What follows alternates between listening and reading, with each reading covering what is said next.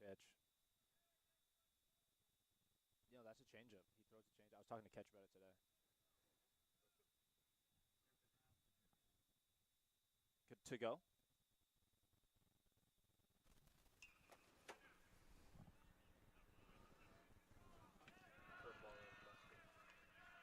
And we are live. Welcome to beautiful Newport, Rhode Island. If you are just joining us, you're seeing Big Graham Jeffries out on the mound for the Seahawks. He comes into the day with a beautiful 35-7 K to walk ratio, and we are looking for more of that in today's game against Clark University, who comes into this game at 16-16.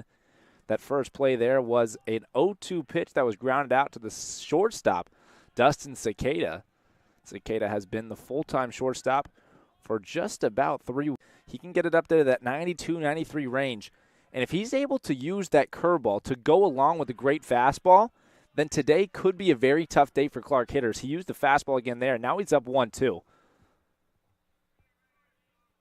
His changeup has already been used to get to 0-2 earlier. It was beautiful. We'll see if he goes with it here. 1-2 pitch from Jeffries. Swung on and missed. Strikeout number 1 on the day is via the fastball. Up and in. With that 90-mile-an-hour fastball, he really can speed hitters up above the zone. So he puts that one above the eye level, and now he's going to be facing Ryan Caulfield, the 3-hitter here for Clark University. Lefty. We see Dustin Cicada move just a little bit to his left. Veneruso moves a bit into the 3-4 hole. Whew, another strike there for Graham Jeffries. So he's starting it off with fastballs in the zone today. He doesn't always do that, but so far here today, he has been 0-1 in all 3 of the at-bats. And as everybody knows, the best pitch in baseball is, in fact, the 0-1 strike.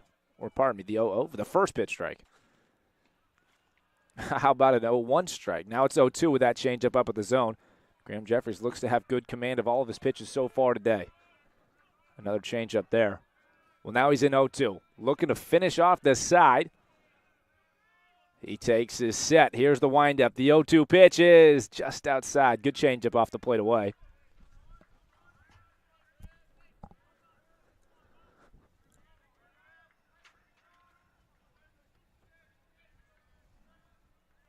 His fastball's been hard to hit for Clark University hitters. We'll see if he goes back to it. 1-2. He has his set. Pitch is swung on and missed. He does go to the fastball, so that'll be it here for the top half of the first. Beautiful stuff. 2 strikeouts and a ground out for Graham Jeffries, and his day is starting off rolling. We're headed to the bottom half of the first. It is 0s apiece. We'll be back in a minute.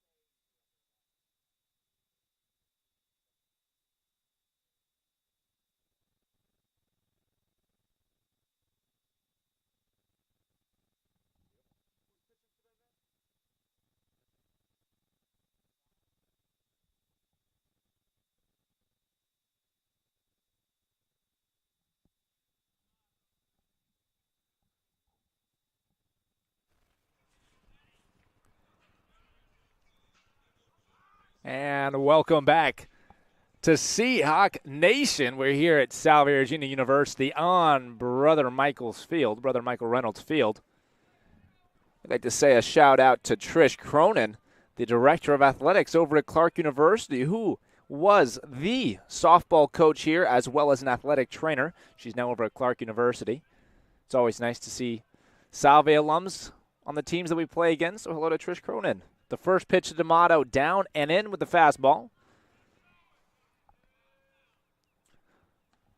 But he evens the count up at 1 strike. That pitch wasn't just a tad bit on the inner half. So for Gitlin, he's probably seen that his left-handed fastball that's breaking slightly in to left-handers is going to be a good pitch for today, because that one certainly came back towards D'Amato on the inner half. This one's fouled off, so now the count moves in Gitlin's favor to 1 strikes. Gitlin comes into the year with 7 starts, 9 appearances. He has a 6.54 ERA, a 2-3 record, but he has gone 42 2/3 innings. He's beaten up a lot of innings. He also has 38 strikeouts during that time, just to 12 walks, so that's pretty good. Generally, when the underlying metrics like that, like 12 walks is not that, like that's a very good amount. 1 walk every 4 innings is what he's about averaging, just over that mark.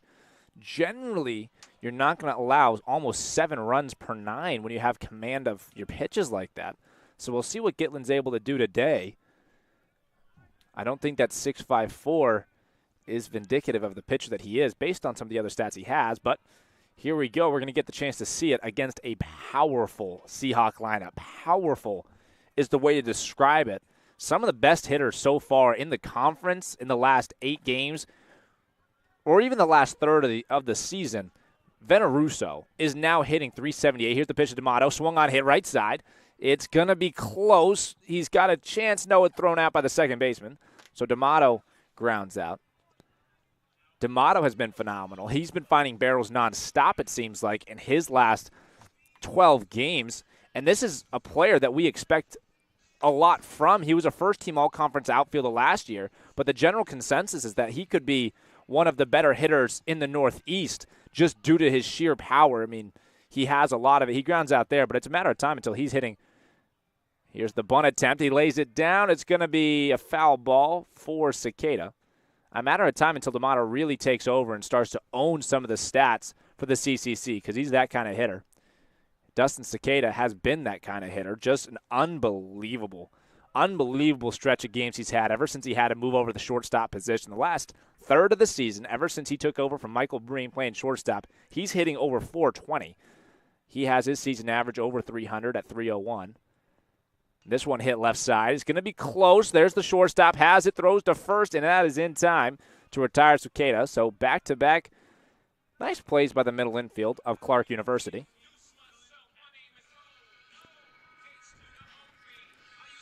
And now the captain catch comes up to the plate here with 2 outs in the bottom half of the first inning.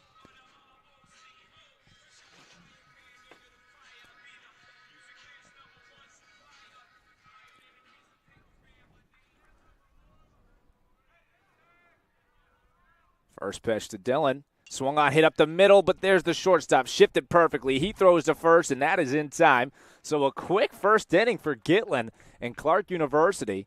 And 1, 2, 3 go both sides. So we head to the top half of the second inning. Graham Jeffries, keep it rolling. We'll be back shortly.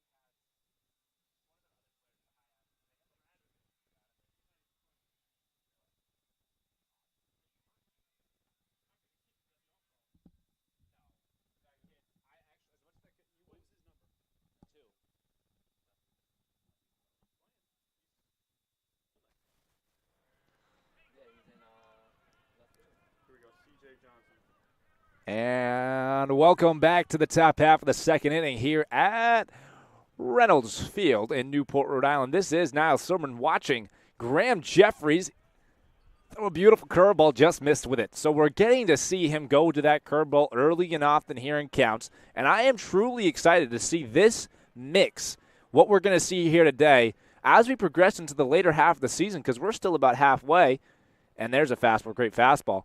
But the thing that excites every fan and somebody who watches the game the way that I do is how well Graham's able to mix his pitches so that he's tunneling the batter view. There he is with the curveball. He missed with it down, but because of how well he's able to locate his fastball in certain counts, he sets himself up with a changeup and a curveball that he can go to bounce off of fastball. So if he's throwing a knee-high fastball, as he might right here, so there's that knee-high fastball. It's popped up, shortstop, Dustin Cicada under it. He calls everybody off, and he's there to make the catch. That was sky high. Good job, Dustin Cicada, to stay under that one. You can get a bit lost when it's that high. That was up in the air for about 10 seconds. But with Graham Jeffries, if he can locate his fastball on the outer half down, his curveball is going to be a lot more deceptive because it's going to be difficult for a batter to pick up 92 and also have the ability to stay back on a curveball. So if he's able to keep his fastball on both sides of the plate for a strike, just as he does there, great fastball in the inner half, let's see if he's able to use his changeup and his curveball to really mess with batters. He's done it all year. Again up in the count, it's 0-1. Here's the 0-1 pitch. Missed with the fastball just down.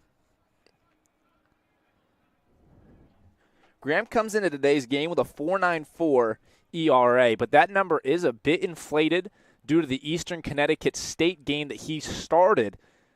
There was a 3-run home run, great curveball. The 3-run home run that he gave up to the 4-hitter, the catcher. And it was a 3-run shot, and he unfortunately did not get a strike call on a curveball that was middle, and that left runners on first and third with 1 out. The next batter did hit the home run. There's a great strikeout. Beautiful pitch. Graham Jeffries. So he's feeling all sorts of good today. His fastball looks like it just has Clark University on their heels. But that one game inflated his ERA a good amount. He has been efficient and dominant. That 35 strikeouts in just 24 innings is really good, a great number. He only has 7 walks in those 24 innings, now 25. He's striking out 35% of the batter he's facing at this point in time. He has 3 so far today. Really good stuff out of Graham. And his ability to locate all 3 of his pitches is a big reason why. Great fastball there, just missed down.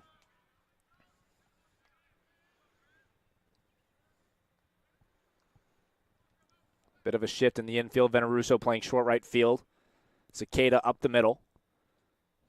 And the fastball swung on and missed. It can be tough to get your hands elevated in the proper way so that you're actually getting on top of that ball.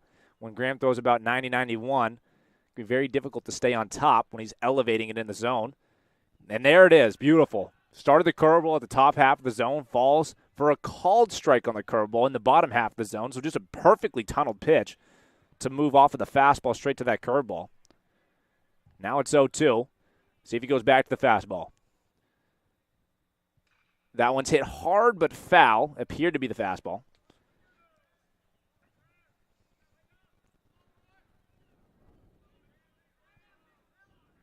He stays up in the count, still 0-2.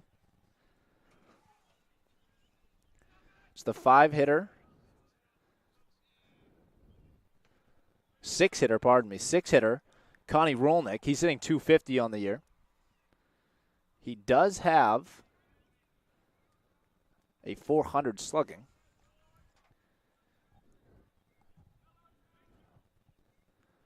Graham now with 2 strikes. He takes his set, and the 2-strike pitch swung on and missed on the changeup. Beautiful, beautiful pitch. Great start to the game for Graham Jeffries. 4 strikeouts through 2. Seahawks coming up. We got our 4, 5, 6 hitters. Headed to the bottom of the second. The score still 0s apiece.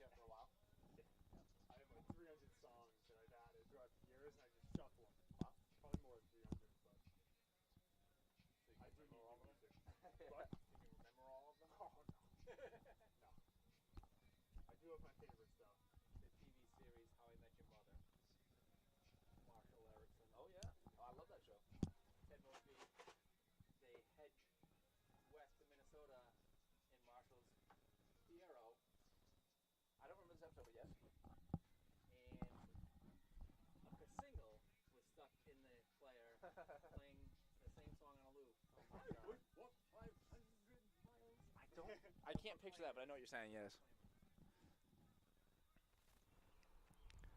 Oh, hit hard, left fielder there, reaches up, can't make the catch. Bounces off the wall. Canoe headed second. It's going to be a close play. He goes safely into second. So a double by Tyler Canoe to start off this bottom of the second inning. Our four-hole hitter, Tyler Canoe, with a leadoff double for the Seahawks. And that brings up the ever-hot hitting Will McCarthy. What a way to start the second. Runner on second, nobody out. Our five-hole hitter. And one of those guys, Will McCarthy, has been excellent. Home run on Saturday. And one of the coolest stories I have ever heard from a baseball player directly from his mouth to my ears. We were up in the game, 12-0. Will McCarthy coming up to the plate. Coach Eric Sorella says, hey, we're going to go with a pinch hitter here. Will McCarthy has that swagger. No, this is my time. I want to go out there. I want to keep playing. I love baseball. I want to keep playing. That's what he's saying. Coach says, listen, I'll give you this at-bat, but if you don't hit a home run, you're getting pulled. That's what head coach Eric Sorella says to Will McCarthy. In that at-bat, Will McCarthy walks to the plate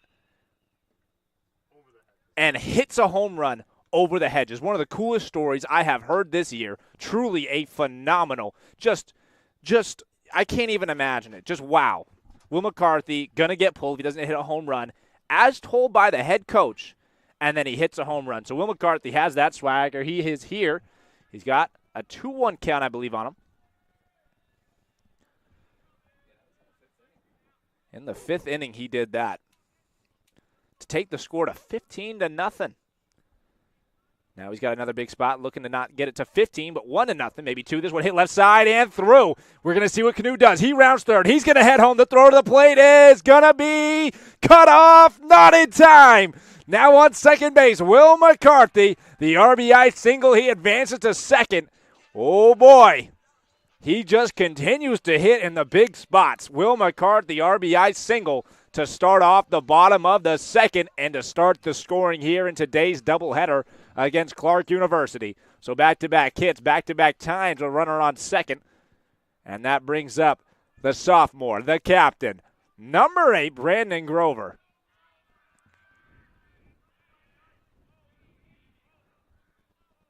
Shortstop moves off McCarthy. This one down low for a ball. So Grover showed bunt, pulled back. As Coach always says, we do not bunt at balls. So he's up in the count now, 1-0.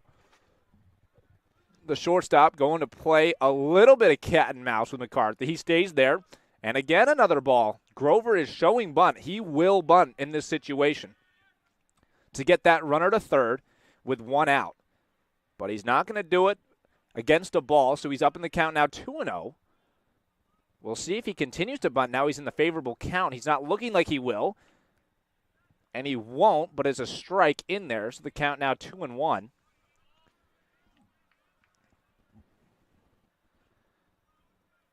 We'll see if he puts it down again.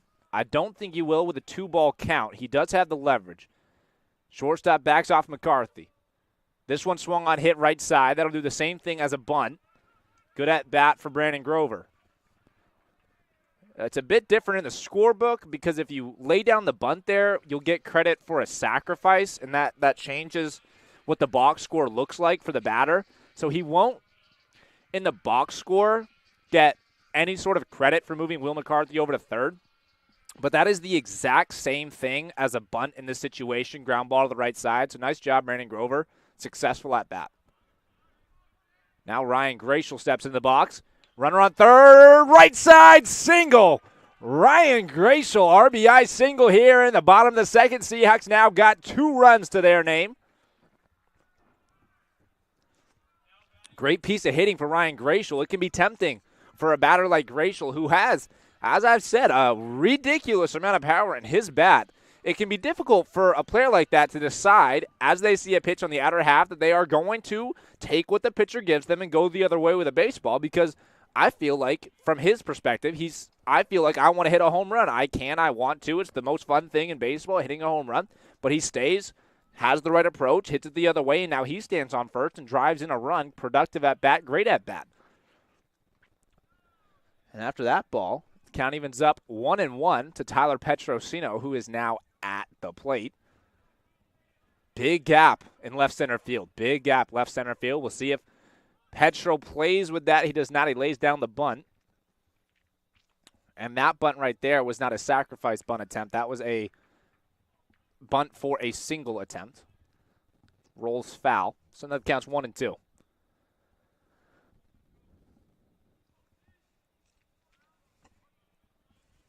With the amount of space in left center field, the one thing Gitlin does not want to do is leave a fastball or a hanging pitch on the outside part of the plate. Petro can absolutely drive it to the left center field gap. But that was a fastball up above the zone, so now the count moves to 2 balls and 2 strikes. Gitlin takes a check over at first. This one hit right side. Second baseman is going to have to charge. First baseman has it. He runs to the bag. And he steps on first to retire Tyler Petrosino. Now there are 2 outs. And Ryan Gratial over at third base. Over at second base, pardon me. And here in the 9 spot, the hottest hitter in the Commonwealth Coastal Conference, Chris Veneruso. Hitting just a tad under 380 on the season at this point. And keep in mind, for the first 2 weeks of the season, he was hitting .050. And now he's hitting just under 380, 378. And in his last 8 games, as it has been for a while, he's hitting just under 500. So, Chris Veneruso's been hot, to say the least. Part of the reason he does that so well, he gets himself ahead in counts. He has done it again here. 2-0 is the count. Shortstop playing well off of Gratial. The 2-1 pitch in there for a strike. Fastball outer half. No real shift in the outfield. No real shift in the infield. Shortstop playing off of Gratial. He's covering the 5-6 hole. 2-1 pitch. Veneruso popped up. First baseman's giving chase. He's down. He had a play, was not able to make the play, so it falls foul, and the count is 2-2. 2 balls, 2 strikes, 2 runs scored this inning. And a runner at second. In the bottom of the second, count at 6-2s.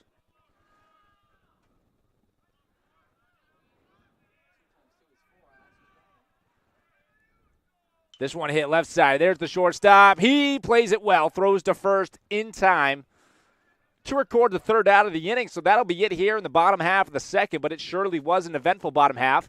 We had the RBI hit. Well, we had the leadoff double by Tyler Canu, the first baseman, and then the RBI single by Will McCarthy. Brandon Grover moved him over, and then it was Ryan Gratial to cap it all off with the RBI single to the right side. So that'll do it here in the bottom half of the second. We'll be back for the top of the third momentarily to watch Cam Jeffries continue to pitch. Here we go.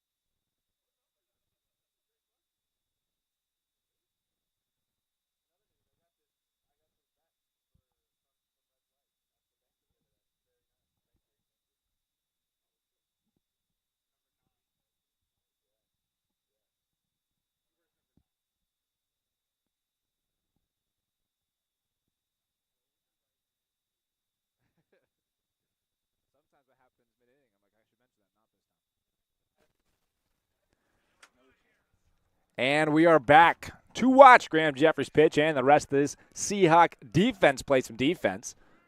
It is the top of the third, and he's facing the 7, 8, 9 hitters. And Sullivan showed bunt there. He is the shortstop. He pulled it back and saw Graham Jeffries' two-seam fastball spin back inside for a strike on the outer half. So the count is no balls, 1 strike. We'll see if Sullivan again shows bunt. Probably not. The 0-1 pitch. Swung on and missed. It was the fastball yet again. Sullivan now in a tough count. He could face any 3 of Graham Jeffries' pitches here. The fastball's been as good as it can get. The changeup has a lot of movement, and the curveball has been sharp. The 0-2 pitch swung on, fouled off. He just got a piece of that fastball.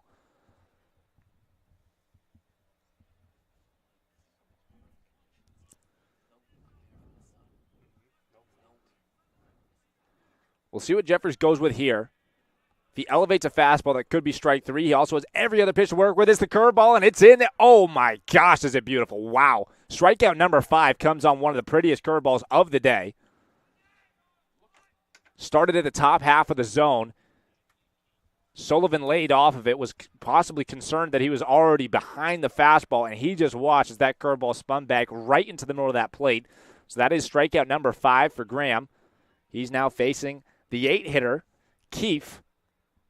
And the first pitch to him, again, that curveball. Graham Jeffries looking really sharp today, really sharp with all 3. So his curveball was not great in the first inning. It's been great since then. His changeup has been good the whole way, and his fastball's about as good as it has been. Here's the 0-1 pitch. Fastball. Oh, just missed. He is now at 31 pitches. 23 of them are strikes. 1-1 count. After just missing with the fastball, he takes his set. Wind up, and the 1-1 swung on, hit right side, out of play. And now again, Graham Jeffries in a very favorable pitcher's count. 1 ball, 2 strikes.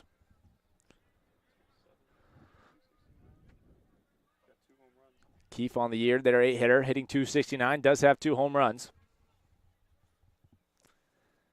And the set, the windup, the pitch, swung on and missed. Strikeout number 6, again swung on and missed. A lot of those today for Graham. So now he has thrown 33 pitches, 25 of them have been strikes, and in those 33 pitches, he has managed to get 6 strikeouts. Generally, you sacrifice a bit on the pitch count if you are going to be getting a lot of strikeouts, but he has just been moving in quick order with efficiency. So 6 strikeouts and another strike there, a fastball outside corner.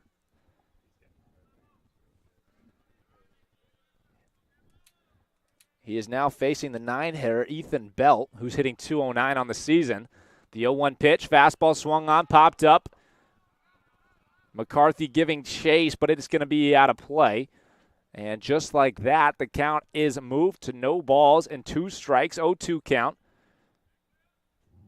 And for Ethan Belt, he has the tough order of having every pitch that Graham Jeffries throws moving just as Graham wants it to move at the expense of an 0-2 count. So he can miss with a pitch here and still be more than fine. We'll see what Jeffries goes with. The last pitch was an inside fastball. Might decide to go with a changeup off of that. Here he comes, 0-2 pitch. Fastball just missed. Just missed off the outside half of the plate. So the count now moves to 1 ball and 2 strikes.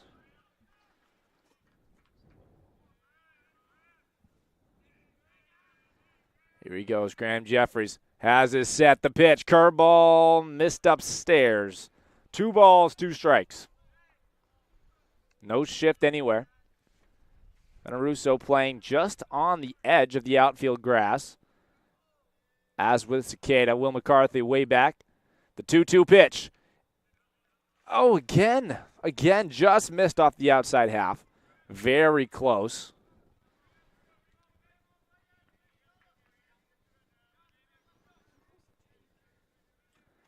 Yeah, 2 very close takes with 2 strikes. Here's the 3-2 pitch from Graham. Fastball swung on, hit hard. Left field, D'Amato. He's chasing. He's got to play. Made it look good. Had a little jump to catch it, so that'll do it here for the top half of the third inning. Graham has seen 9 and retired 9, so we head to the bottom half of the third inning. Looking to put some more runs up on the board. Bottom 3 coming up.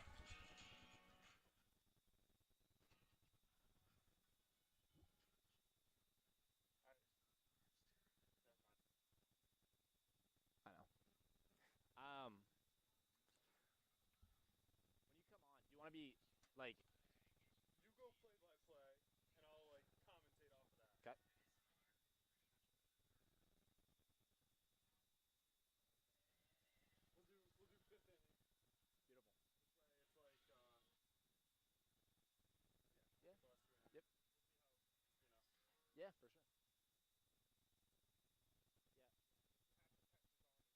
We did with Canoe. Yeah.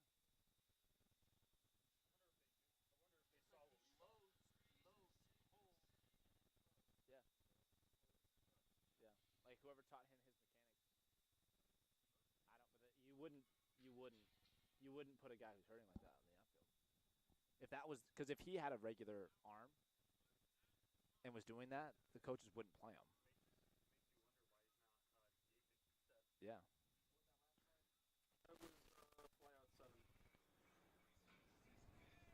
And welcome back. Bottom half of the third. Matt D'Amato leaving it out for the Seahawks here. First pitch to him. Fastball outside half called for a strike.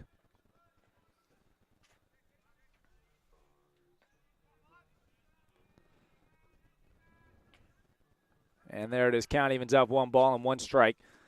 That pitch was close to that same spot, just reversed. Graham Jeffries is a righty facing a righty, and he wasn't getting that outside corner here. A lefty, Gitlin, facing D'Amato, another lefty. And it appears that outside half is a bit more open for left-handed hitters, or for left-handed pitchers, pardon me. It's a 2-1 count.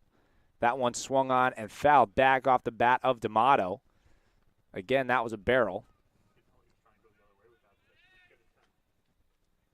Counting is up 2 balls, 2 strikes. This is our leadoff hitter.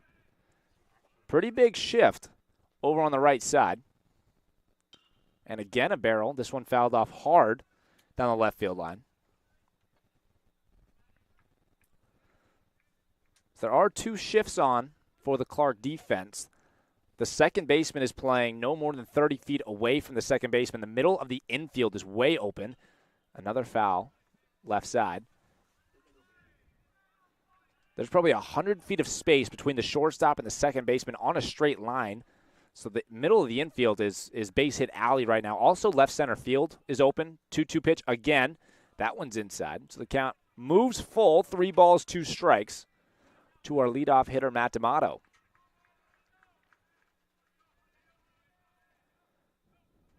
Gitlin has his set. He goes home, and D'Amato will see ball 4. It was a slider down in the dirt.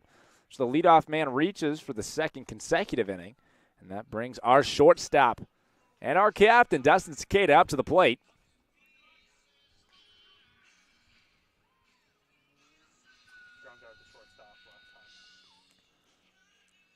When he was up in the first inning, he was part of the all ground-out team. Ground out to shortstop was the first at-bat for Cicada. Here he is in his second at-bat. He shows bunt, pulls back on the fastball in the inner half, so the count moves 1-0. We'll see if he goes back to the bunt here. We'll also see if they'll send D'Amato. They could send D'Amato on a straight steal off the lefty. They do. There he goes. Swung on, hit right side, and it's through. D'Amato's going to chase. He's headed for third, and he will stand up on third. So a stolen base taken away by the hit and run. So a single for Dustin Cicada. He continues to be just flaming hot. And now there's runners on the corners with nobody out for our captain, Dylan Ketch. Back-to-back captains hitting here for the Seahawks.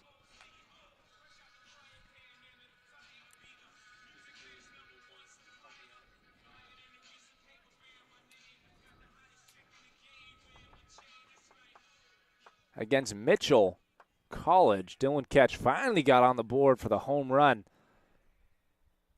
And this one's hit right side and through. Single Dylan Ketch to third, head Cicada. He's going to be there standing up, although he decides to slide. So now again, runners on first and third after that RBI single to right field by Dylan Ketch.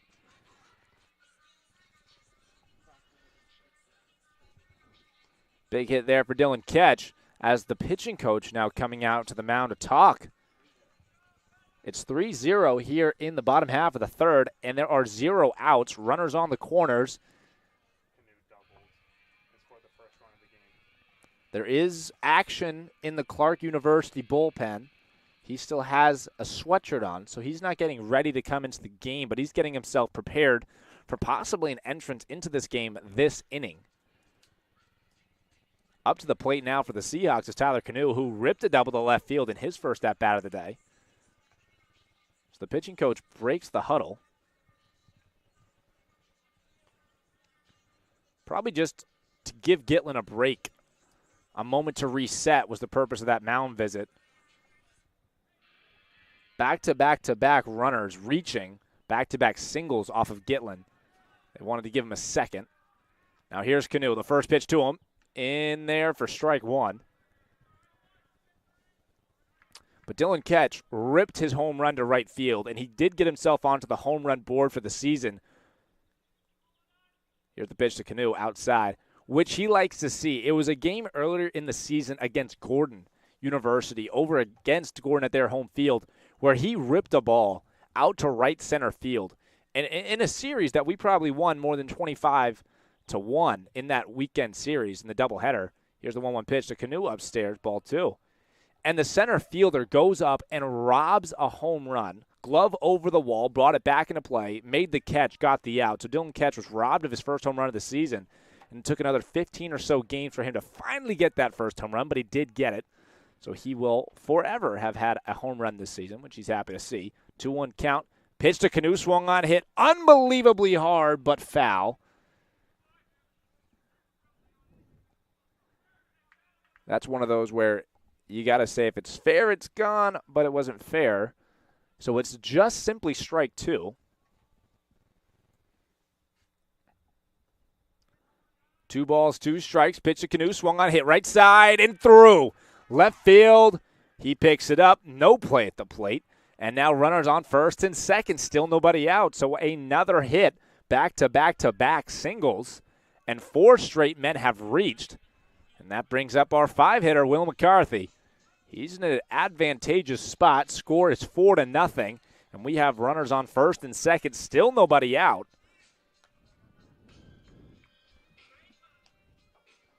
And that home run was robbed at Gordon College. McCarthy shows bunt. Pitch is bunted, but it's bunted foul. Out of play.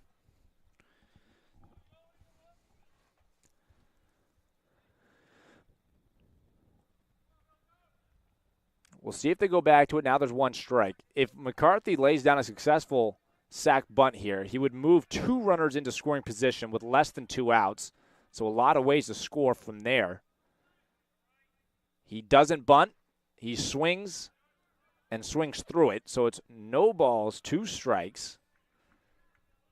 And now Gitlin has his first pitcher's count since Matt D'Amato way back in just the first batter of this inning before 2 runners scored. Here he goes, Gitlin, the 0-2 pitch. Outside curveball.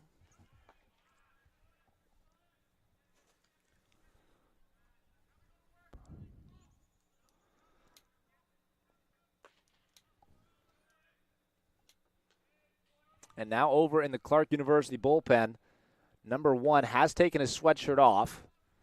So he's getting hot. He could be ready to go in at any moment. Pitch to McCarthy outside for ball 2. Count evens up. 2 balls, 2 strikes. Number 1 is Andres. And I won't try the last name. I'll get it for you sooner than later.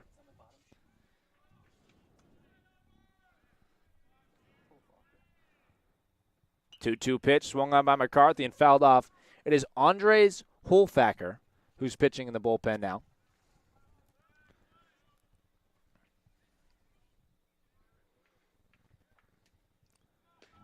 McCarthy stretches. He's about to see his sixth pitch of the at-bat. Here's Gitlin. Dylan Ketch bouncing on second. Does it again. Makes Gitlin think. The 2-2 pitch swung on, hit right side, foul. And it almost hits the lobster truck that is pulled up for the game today. The lobster truck is a famous lobster roll that comes out here to Salve Regina occasionally, and we are thrilled to see it. To say the least, we're also thrilled to see Will McCarthy here with this 2-2 pitch. Gillen has his set, and the pitch swung on, fouled off again. So a quality at-bat is assured for Will McCarthy, which is basically it's a metric that did you have a good at-bat or not? So like that Brandon Grover ground out to second base, it is a quality at-bat. Any at-bat that goes over 6 pitches is considered to be a quality at-bat. And now he's in a full count. So it started off as 0-2. He's been staying alive, has 3 foul balls during this at-bat, and now he's in a 3-2 count. So he's in a neutral count, has a good chance to get on. Gitlin really having to work here. And the 3-2 pitch again fouled off. Runners were going. For all those at home who are wondering, a quality at-bat, there's a lot of different ways to get it. These are the main 6. Any hard-hit ball, a walk, a 6 or 8 pitch at-bat, depending on the league that you're playing in or who's doing the stats on it. Any sack bunt or sack fly. Here's the 3-2 pitch again to McCarthy. Swung on, hit right side, and it is not down. And they're not going to get Tyler Canoe. So it was a line drive to the right side. The runners were taking off on the pitch. It was caught by the right fielder, truly on a line, down near his toes, and he threw it back to first. It would have had Canoe in plenty of time because they were stealing. He just wasn't close to the bag on a hard-hit ball, but it took the first baseman off the bag. So a hard-hit ball gets Will McCarthy, of course, the quality at-bat that he already had. Runner still on first and second, just the one out. It's Brandon Grover at the plate. His first pitch is in there for a strike.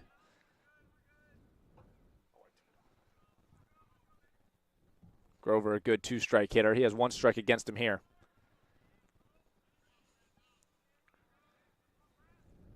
And this one hit up the middle. It's going to be a tough play. Not going to make the play. There goes Ketch. He's rounding third. He will see a play at the plate. It's going to be close. He slides in safely. RBI single, Brandon Grover. And that brings the score to 5-0.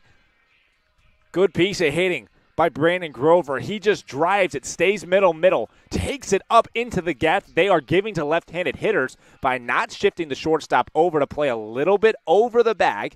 So he drives in Dylan Ketch with that RBI single. Great base runner and great piece of hitting by Brandon Grover. He is another one of those Seahawks who's pushing his average up, and he might see himself at that 300 mark very, very soon, possibly sooner than later, possibly today. We'll obviously see. Here's Ryan Gratial, power-handed, right-handed hitter. He's DHing today. He had the RBI single back in the second inning. Finally, the final thing for quality at-bat, which is a well-regarded metric. This one swung on and fouled off. Are if you move runners over with less than 2 outs. So if there's a guy on second, you get him to third with less than 2 outs. That is considered to be a productive at-bat, and therefore it's a quality at-bat. The last thing, of course, is a base hit. If you get a base hit, that's quality at-bat. So those are the 6 things that determine what a quality at-bat is. And that's pretty much regarded like, did a hitter do a good job at the plate? Check over to first, not in time. Grover back safely.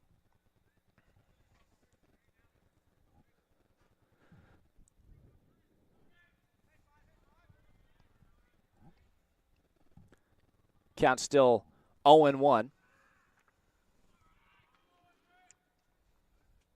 And runners going, so there goes Canoe. He's going to be in to score. He rounds third. He was stealing. Here's going to be a play over at third. Brandon Grover slides in safely. So now Ryan Gratial, 2 RBIs on the day, 2 RBI singles for him, and he continues to provide power and patience to the Salve Seahawk lineup. He's been great as of recent memory. Just missed a home run against Western New England in the weekend series. And now the score moves to 6-0.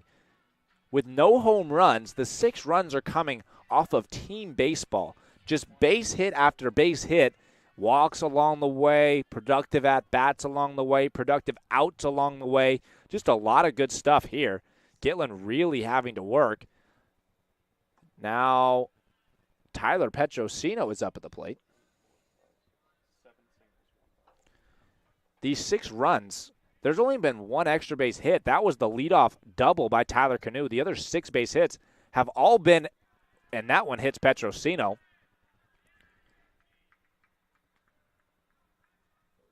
Petrosino, a very strong outfielder. He just takes that one off the tricep, casually takes off his elbow guard and jogs on down to first base. That loads the bases for the 9-hitter, Chris Veneruso, who grounded out to shortstop last time.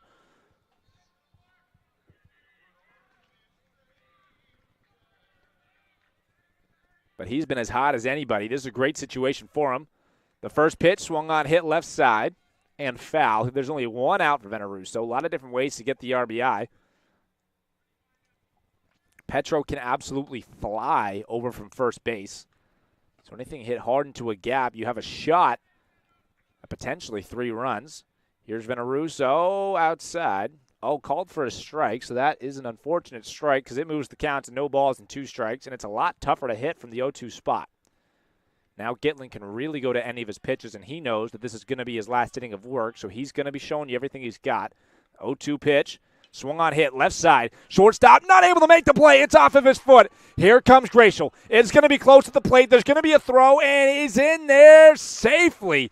It was going to be a tough play for the shortstop. So we'll see if it goes in as an error or a single, but with the wheels of Veneruso, he would have most likely been able to beat it to first base.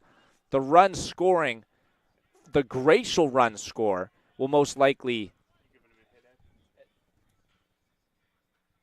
And the way that it goes in the book, so single for Veneruso there, which makes it a 2 RBI single. And now the score 8-0, just 1 out here in the 3rd inning, and Matt D'Amato, our leadoff hitter, is batting for the 3rd time in as many innings. And this is, with Matt D'Amato hitting here, we have now officially batted around. There have been 1, 2, 3, 4, 5, 6 singles in this inning, scoring 5 runs. Right side, it is not going to be got. So there goes Petrosino. He's flying around third. There's going to be a play at the plate, and he's not going to get him at the plate. RBI single, Matt D'Amato. Just chalk it up. Wow. Beautiful baseball being played at the team level right now by the Salve Regina Seahawks. And with that, Gitlin's day is done.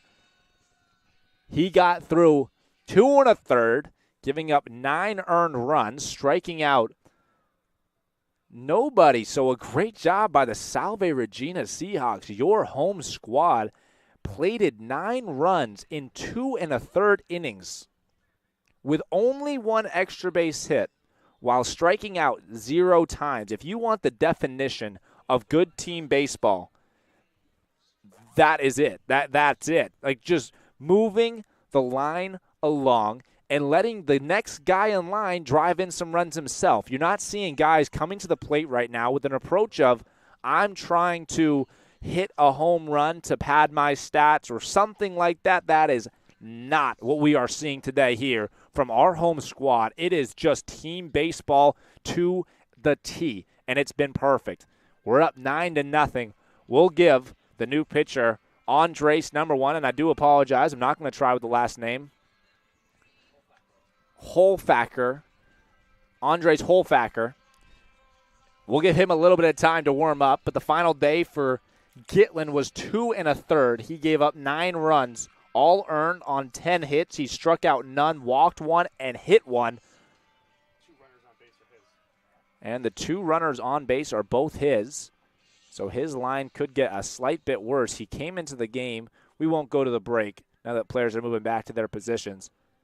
He came into the game with a 6.54 ERA while only walking 1. And I was certainly questioning how exactly that was possible. Generally, if you have a 4-to-1 strikeout to walk ratio, it generally coincides with positive production in terms of run prevention. But he came in averaging or allowing more than 6.5 runs per 9 innings of pitching in 42 innings. But with this start here, it's going to continue to move up from that 6.54 possibly to that 9 range. So tough day for Gitlin, as are most days when you face these Seahawks. And up now, Dustin Cicada. Runners on first and third. First pitch to Cicada from the new pitcher. Holfacker is fouled off. We'll see if the Seahawks can continue the level of success against the new reliever. No shift on for our captain. Facker comes set. Good curveball there. Holfacker does provide something different from Gitlin. Gitlin did not throw a vertically breaking pitch, and it appears with Holfacker's first curveball looking the way that it did, he does offer that type of, I guess, pitch break. So that might be challenging for the Seahawk hitters. A throw over to second. There goes D'Amato. It's not going to be in time, and they now have some. Oh, it's bad. Yeah, that was not good. So thrown out at the plate is Chris Veneruso. He just got caught up and didn't. Well, it was tough to see what he was thinking was going to happen. He's thrown out at the plate. D'Amato over at second. And Cicada at the plate still. 1 ball, 2 strikes.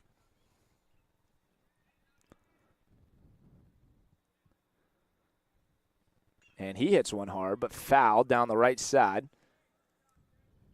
Thankfully, it missed a car because that would have demolished a windshield. Count stays 1 ball and 2 strikes.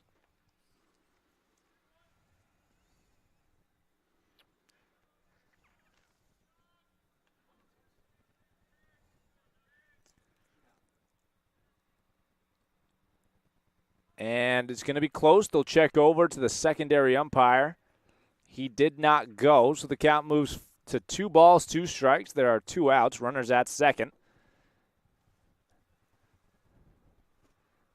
And the player who wears 2 ones at the plate. D'Amato playing a little bit over at second base. Holfacker checks him. The 2-2 pitch. Swung on, hit right side, foul.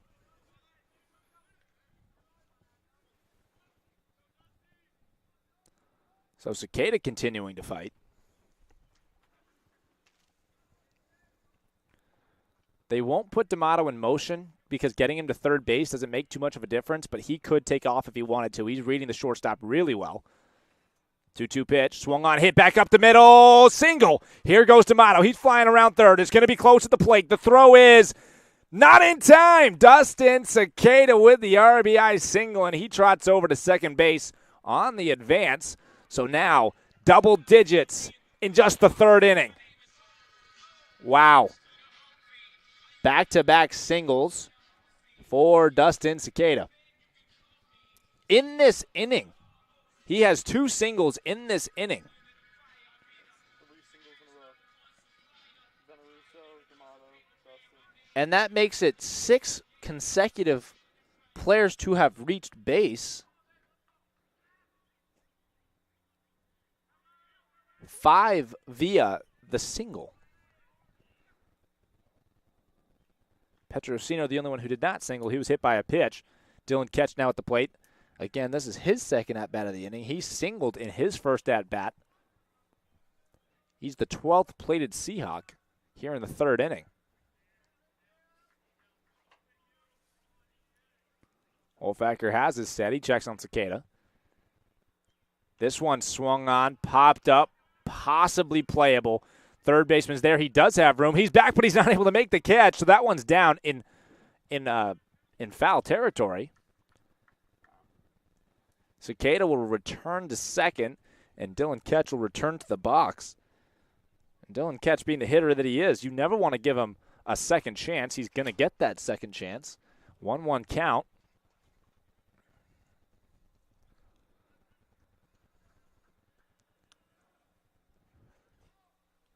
Today's games were already scheduled to go 7. I'm not sure if there's a mercy rule in games that are scheduled to go 7. I don't assume that there is.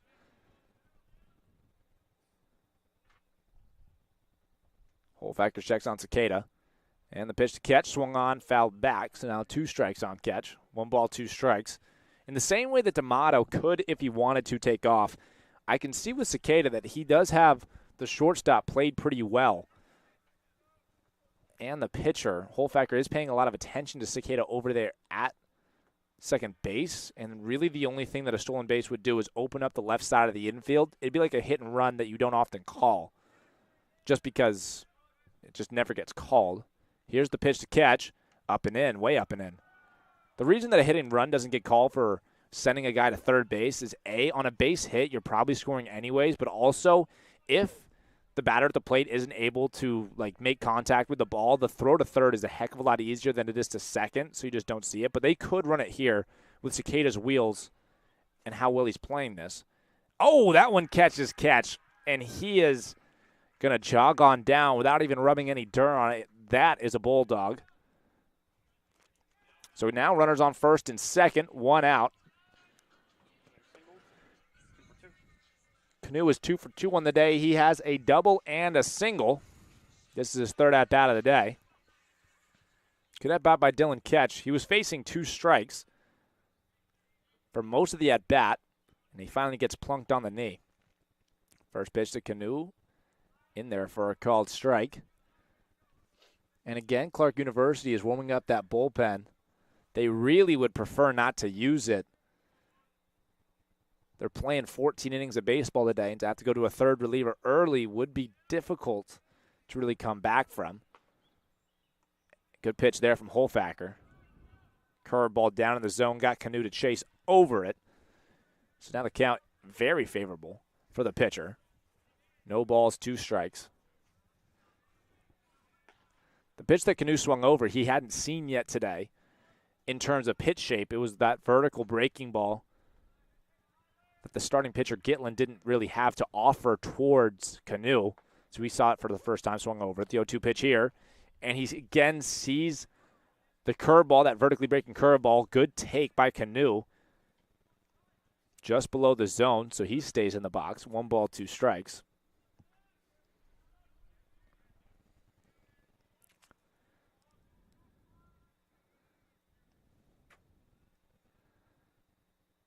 And now 2 balls and 2 strikes. Fastball above the eyes.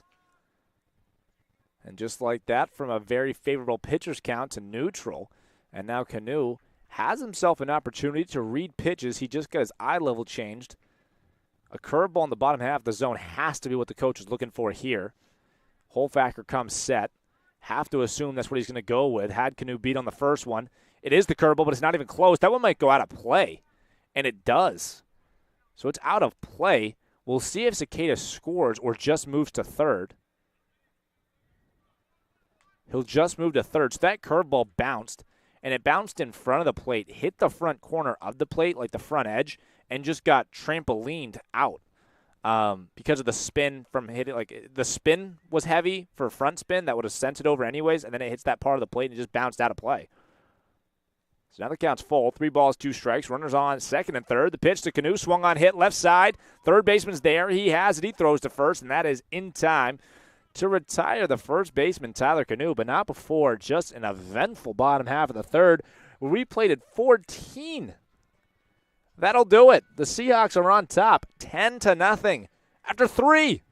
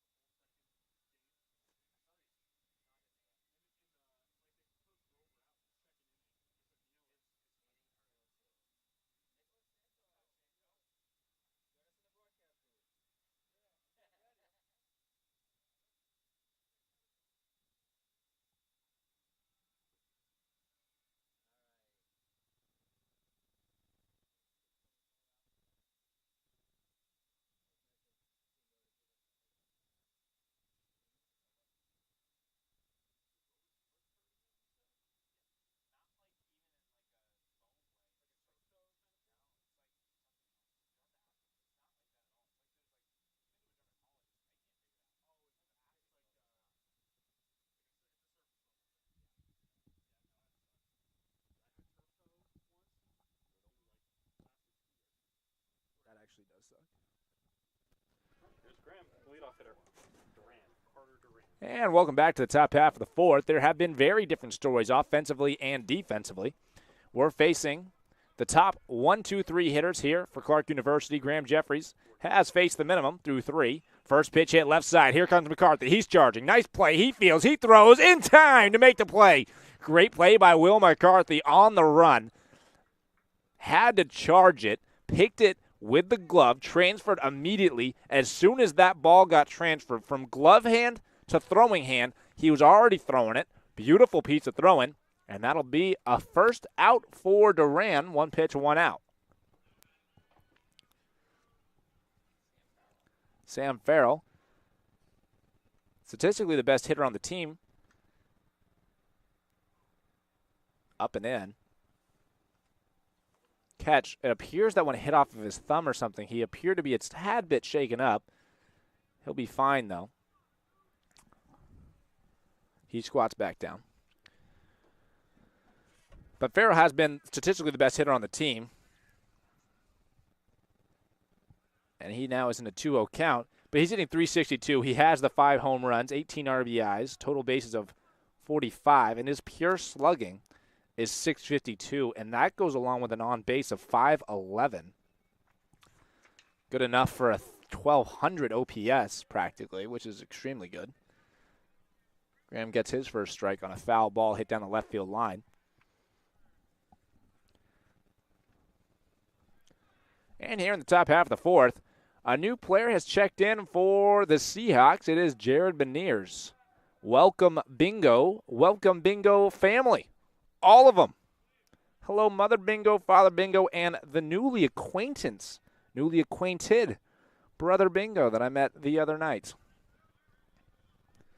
3-1 count here for Graham Jeffries. He steps into it. Here's the 3-1 pitch. Fastball swung on and missed. Good pitch. There's that fastball up above the hands that has been really, really good for him today. A lot of swing and misses for him so far today, just through this being his 11th batter. And the 3-2 pitch. Fastball in there. Strike 3. Beautiful piece of pitching. Just froze Farrell on that outside fastball. So that's strikeout number 7 for the tall right-hander Graham Jeffries. And he's now going to face a lefty, Caulfield. Ryan Caulfield, today's DH. He struck out swinging in his first at-bat.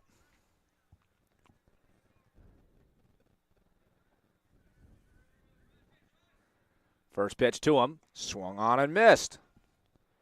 He starts at bat number 2 the same way that he finished off at bat number 1. A fastball that he gets Caulfield to swing right through. Count moves 0-1.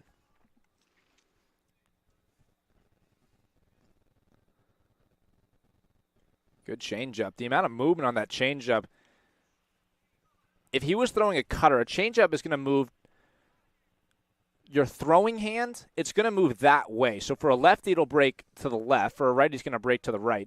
It moves as much as a cutter would if he was throwing it in terms of just horizontal break against 0 being a fastball, 0 movement being a straight fastball. His changeup is moving 18, maybe 12, between 10 and 18 inches to the right, and a good cutter is going to move between 12 and 20 inches to the left. So a lot of movement horizontally on his changeup. This one hit a mile high, possibly out of play. Canoe stops giving chase. It will be out of play. So a mile high pop-up foul moves the count to 2 balls and 2 strikes.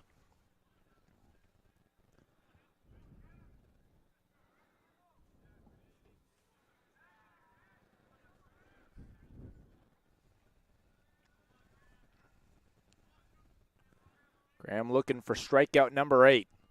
He has his set.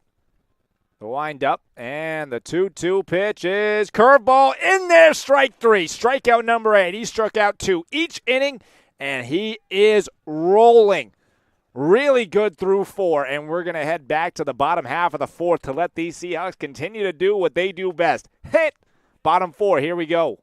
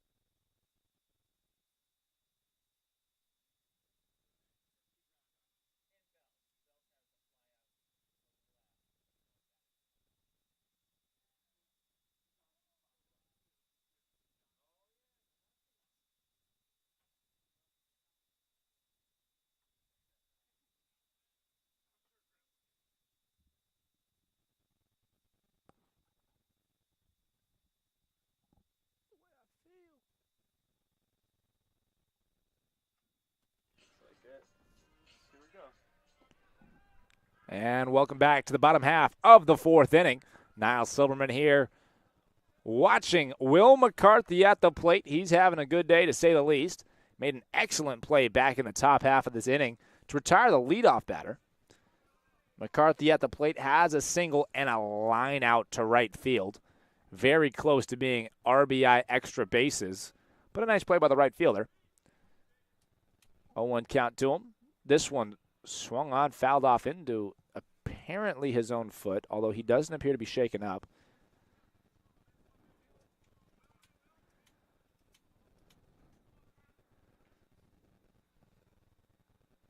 I'm almost positive he fouled that into his own foot, and I know he's very strong, but wow, just like the will that he had to not even show any pain. It's 0-2. This one swung on, hit right side. It's going to be playable. The first baseman's there. He reaches up, and he makes the catch, so that'll do it for Will McCarthy. And that happened right in front of the lobster truck.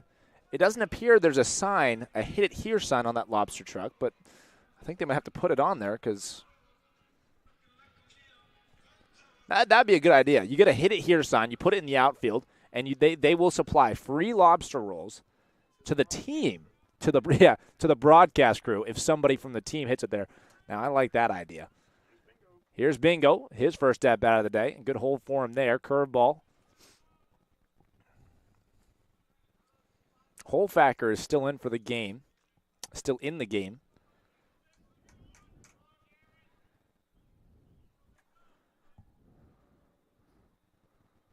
And make it 2-0. So Bingo has seen them both. The first pitch to him was a curveball at the bottom of the possible zone, right by his feet. And then that one was a fastball above his head. So not much help in terms of helping to him figure out what the zone is, but the count's 2-0. And now this one, so Holfacker's just going northeast, south, and west. First one was way south. Next one was way north. That one was inside to Bingo, so east. We'll see if he goes outside here. I know that's not what the cycle is, but I'd count it. Back to the curveball. Curveball was up, so the count moves 3 balls, 1 strike. Go to hitter's count here for a good hitter, Bingo. Bingo hitting over 300 on the year. Holfacker is set. And the 3-1 pitch, well inside to a leadoff walk for Jared Beniers, and that puts good speed on the bases. 1-out walk, but that puts good speed on the bases for Ryan Gratial. And again, Clark University is warming up that bullpen arm. He's off of the rubber now, so his jersey is off. He's throwing off the rubber. And that's number, apparently, as far as I can see, number 26. We'll get that name for you shortly. Here's Ryan Gratial. First pitch to him. Good pitch there from Holfacker. Can't tell if that was a fastball or a changeup, but it was inner half. Probably inside corner to Gratial. 26, if it is, would be Nate Bonini. 0-1 pitch to Gratial. Again, inner half. And again called for a strike. That one was well inside. Gratial takes a second to walk it off. He's reimagining what he's going to do in this at-bat here. Now it's 0-2. He is 2 for 2 with 2 singles, both of them RBI singles in today's game. Holfacker set. Here's the pitch. Good hold there by Gratial.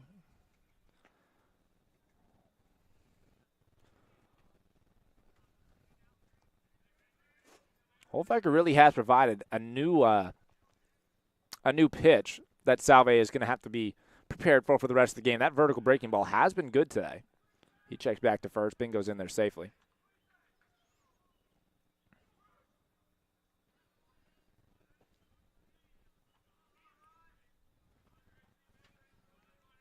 Gratial ready. Holfacker ready.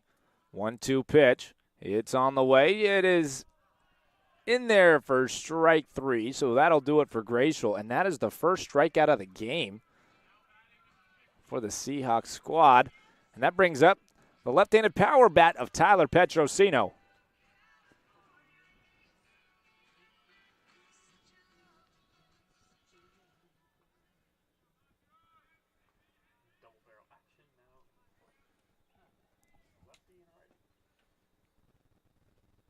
First pitch to Petro, hit left side. Not deep enough. Left fielder's camped under it, and he makes the catch. So that'll do it here for the bottom half of the fourth, and the Seahawks go scoreless. Almost forget what that feels like. Score still 10-0. Graham Jeffries still rolling. We're about to see him again. Top 5 coming up.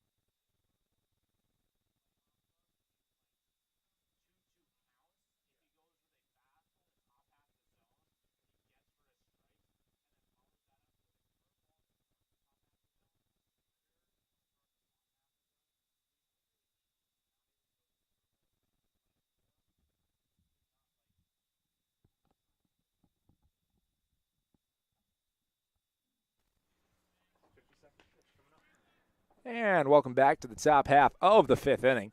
This is Niall Silverman joining you, watching Graham Jeffries continue to roll. That was right there, his 52nd pitch of the day.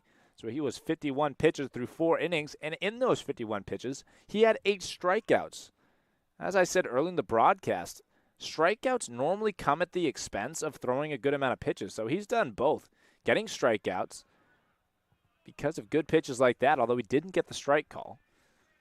So the count moves to 2 balls and no strikes, and that was really close. 2-0. Graham's going to have to fight back here. Needs a strike. 2-0 pitch, and he gets the strike. Good fastball. But generally, if you're going to get a lot of strikeouts, it comes at the expense of pitches. You'll be throwing more pitches to get your strikeouts. That has not been the case here today. 8 strikeouts, striking out 2/3 of the batters he's faced, 66% strikeout rate. The 2-1 pitch, swung on, hit right side, hit hard. Petrosino is running. He's there. He is not going to make the catch, but the ball was fair, so the throw over to second is not going to be in time. So that ball just got down in fair territory. Just must have landed on the line.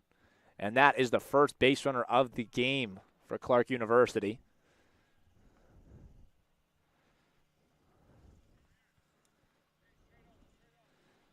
Took a long time to get it. He was perfect through 4. Now in the top half of the fifth, a leadoff double for number 9.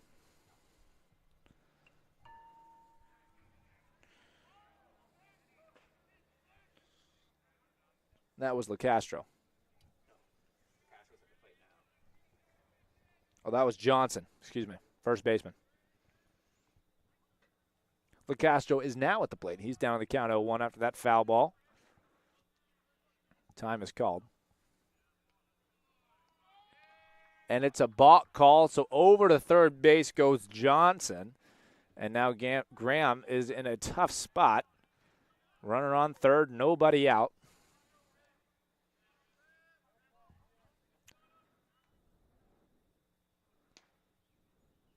Good curveball in there for a strike. And there's more of that tunneling action. Graham Jeffries on his first pitch of the at-bat, fastball up in the zone, fouled off, and he follows that up with a curveball that starts at the top half of the zone and then falls in for a strike. Good job. We'll see what he goes with here. No balls, 2 strikes on the curveball. Great pick by Dylan Ketch. Possibly a run-saving pick. And with that, I'll take the time to announce that Dylan Ketch, not really announce, but just say, Dylan Ketch has 30 assists on the year. I'll continue with that here in a second. The 1-2 pitch, Graham Jeffries swung on, fouled back. An assist is any time that a player retires another player via a throw. So if a shortstop gets a grounded, like he gets a ground ball, fields it, and throws to first, he gets what's called an assist. Dylan Ketch has 30 of those, and most of them are coming via pickoff. So he's throwing guys out who are trying to steal or picking guys back at first. The 2-2 pitch was a curveball up above the zone, so now the count moves to 3 balls and 2 strikes. And also on top of that, strike 3 swinging on balls that are not caught cleanly. You also get the assist, another foul ball from LeCastro. So he's keeping himself in this at-bat. Longest at-bat by far so far for Clark University against Graham Jeffries. 8th pitch here of the at-bat. And it's going to be ball 4. Well, no, it's only ball 3, so good news there. The board had me a bit off of the game. So the count now is full, 3 balls, 2 strikes. Big pitch. Graham looking to not allow his first walk of the game. Here's the 3-2 pitch. He has a set. The pitch, fastball, and it is going to be down. The runner from third will stay put. So runners on the corners, nobody out. It appears that Luke March has started to throw down in the bullpen. He still has his, pardon me, it is Ryan O'Donnell who's now up in the bullpen. He still has his hoodie on, so he's not getting ready to throw. He's just getting himself warm. The left fielder, Rolnick, struck out in his first at-bat, is now up for Clark University.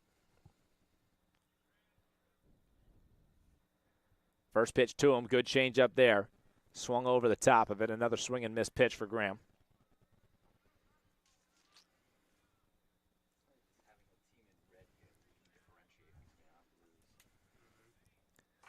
Not much of a shift going on. Cicada is moved a bit towards second, not enough to really consider it a shift, more like double play depth.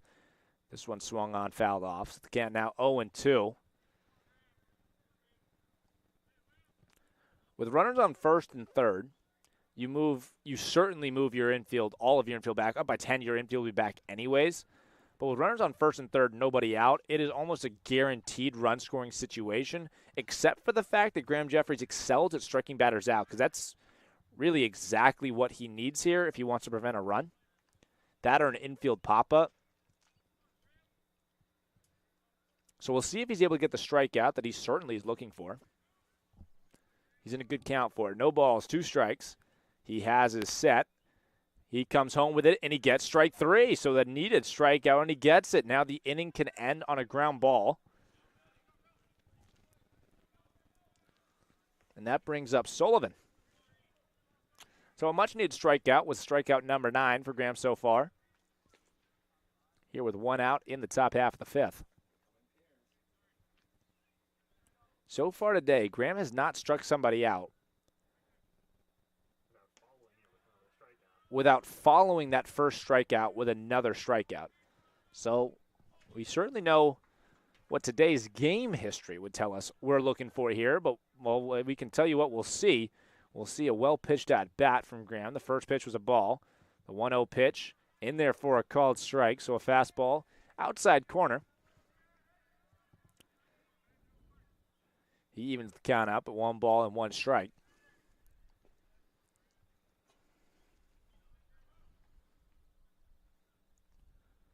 Graham has his set. Curveball in there for strike 2. So 1 ball and 2 strikes is now the new count. And Graham has a lot of ways out of this at-bat.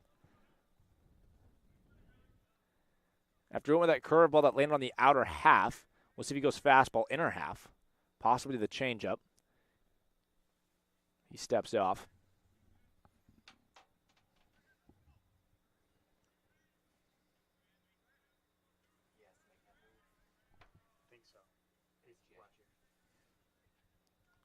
And the 1-2 pitch. Curveball swung on, popped up, foul.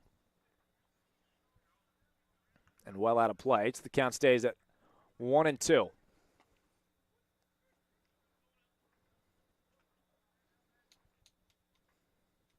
McCarthy playing off the bag and about 10 feet back. Cicada and Veneruso playing double play depth. Oh, almost swung on, but not. And that gets past catch. Now runner over to second base. 2 runners in scoring position. Just the 1 out. The count moves to 2 balls and 2 strikes.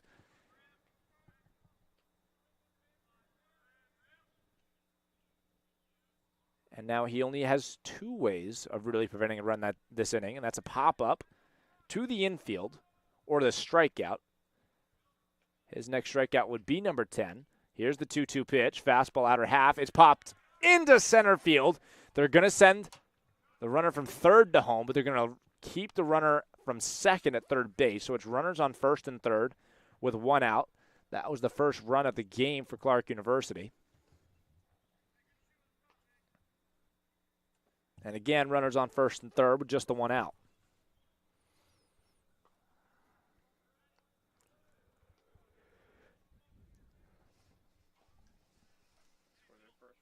And O'Donnell has taken his sweatshirt off, so he's throwing in just the jersey. He's ready at a moment's notice. Change up there from Jeffries down in the zone for a ball. And in this inning of work, Graham Jeffries has now exceeded his season high in innings pitched, which is 4 1/3. So now in 4 1/3, that's his most pitched in the season so far. This one hit up the middle. There's Cicada. He fields it cleanly. Flips to Veneruso, throws first in time for the double play. Great job by the middle infield to end the top half of the 5th. So Graham Jeffries gets through 5. His final line, most likely, with O'Donnell. O'Donnell will most likely come in for the top half of the 6th. So we'll get to his numbers when we come back. But for now, the score is 10-1. The Seahawks are on top, and we got the bats coming up. 10-1. See you shortly.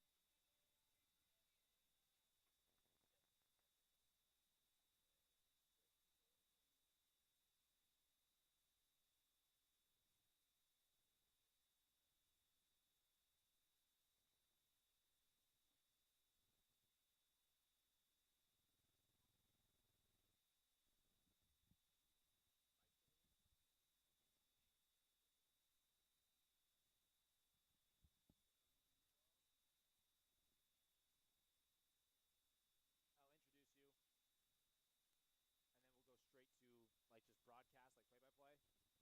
And I'll introduce you. Yep. Yeah.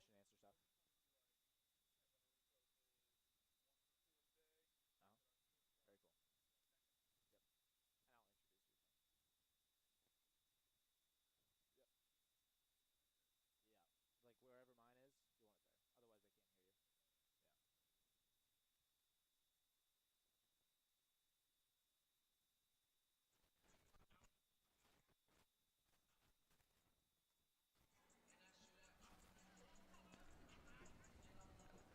you. And welcome back to Salve Regina Seahawk Baseball. We do have a pinch hitter coming into the game, and it will be Kyle Platt taking over for Chris Veneruso.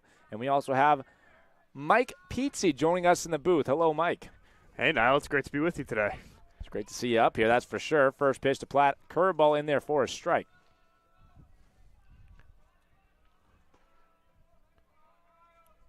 New pitcher in the game is Nate Bonini here for Clark University.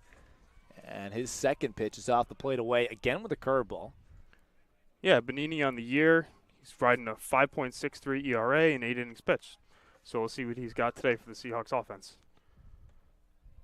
Well, he's showing curveballs. Another curveball there. This one in there for a strike. So the count moves to 1 ball and 2 strikes, all via the curveball.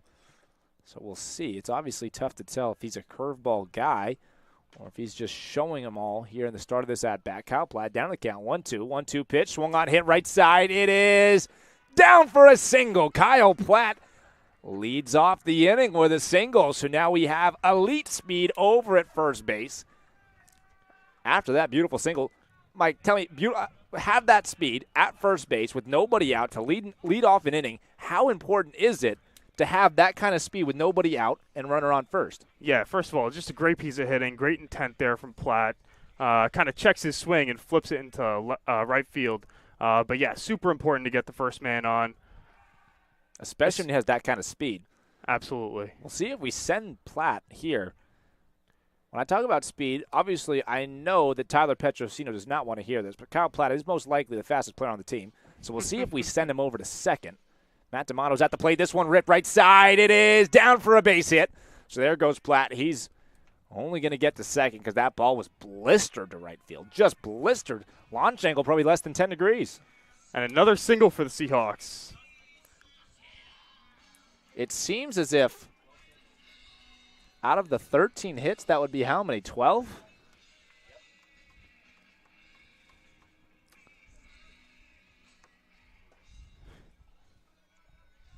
And it is. So 12 of the 13 base hits have been singles, back-to-back here. And that brings the shortstop, Dustin Cicada, up to the plate. He's 2 for 3 on the day. And he chopped 2 singles himself. We'll see if he can make it 3.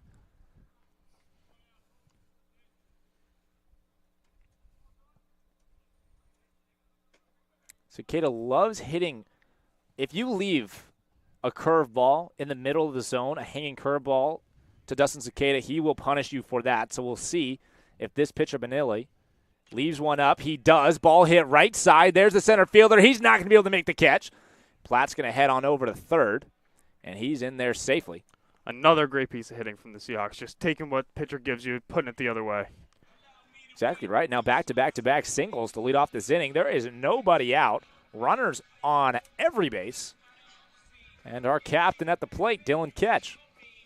No one goes to the opposite field quite like Dylan Ketch, I can tell you that much. There are certain splits that are really apparent. But Dylan Ketch hitting against soft-throwing right-handers is off the charts. He's a better than 500 hitter against right-handed pitchers whose main pitch is a slow fastball. This one hit right side and through. So an RBI single for Dylan Ketch, and he just keeps that line moving. Four singles in a row. Well said. 4 singles in a row. And I believe all of them have been to right field.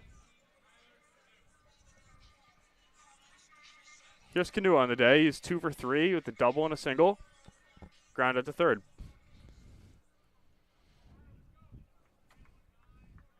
I'll put my hat down for this at bat. The score is now 11-1. This one hit left side and through. Another single. Here goes Cicada. He's rounding third. He's going to test it, and he's going to go to the plate without a throw. So 5 straight singles here for the Seahawk offense. Just an unbelievable show of team hitting. As I said earlier, a single is not all that important if the guy behind you is going to, try and do too much and pop out and things like that. But when it's 5 straight singles, now all of a sudden we've scored 3 runs in this inning, all via a single. So really good work by the Seahawk offense. Here's the 6th batter of this inning, and it's Will McCarthy.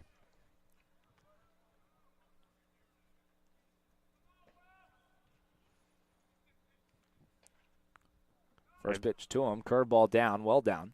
These Seahawk hitters are as hot as ever right now, playing serious team baseball. And that's all you ask for. You know that you're not going to get a 40 home run hitter, just an absolute run producer ever at this level. Especially with 40 games, like that kind of production that just leads an offense single-handedly isn't going to happen. There is no LeBron James of baseball. There's not even a Tom Brady of baseball. You just don't get things like that. So, I mean, this is exactly what you preach in practice. and we're seeing it live on the field, so you love to see it. This one hit hard out to left field. Not hard enough. There's the left fielder. He's there. He makes the catch. So that's the first out of the inning. Yeah, absolutely, Niall. That mentality you talk about when it comes to team baseball is certainly on display today. And we can tell you definitively that Graham Jeffrey's day is done. It will be Ryan O'Donnell to come in for the top half of the sixth.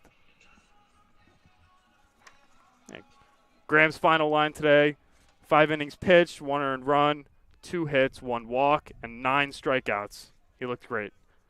Whip of .6, strikeouts through 9. And this is Jared Beniers at the plate. His first pitch, a swinging bunt. And he's called out. Very close play at first base. It was a check swing by Jared Beniers. It wasn't like an intentional. He hits it and then realized it was fair, takes off, running towards first. Pitcher picks it up, throws it to first, just barely in time to retire Bingo. So he's now 1 for 2 on the day. And here's Justice Welch. He's pinch hitting for Ryan Gratial, who was 2 for 3 on the day with 2 singles, 2 RBIs, and a backwards K. He's been that guy for the Seahawks, one of the primary pinch hitters. And he ducks out of being hit by the pitch there.